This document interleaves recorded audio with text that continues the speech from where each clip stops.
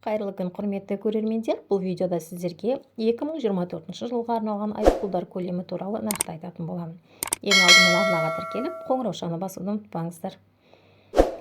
Біріншіден, мемлекеттік рәміздерді қорлаған азаматтарға 3000 айлық есептік көрсеткіш көлемінде 11 миллион 76 мың теңге айыппұл салынбақ.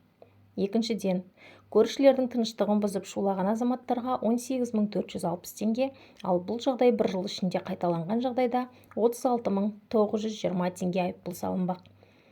Үшіншіден, жолды кесіп өту бойынша 7384 теңге және қайталанған жағдайда 36.920 теңге айыппұл салынбақ.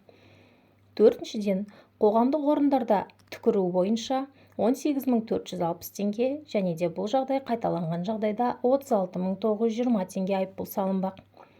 Бесіншіден, автобуста жолақыны төлемеу бойынша 7384 теңге, яғни 2 айлық есептік көрсеткіш көлемінде айыппұл салынбақ. Алтыншыдан, кәмелетке толмағандардың түнде жүруі бойынша 11.076 теңге және бір жыл ішінде қайталанса 25.844 теңге төленбек. Қоғамдық орында балағат сөз айту бойынша 73.840 теңге, яғни 20 айлық есептік көрсеткіш көлемінде айыппұл салынбақ. Мұғалімді немесе дәрігерді балағаттау бойынша 36.920 теңге, яғни 10 айлық есептік көрсеткіш көлемінде айыппұл салынбақ.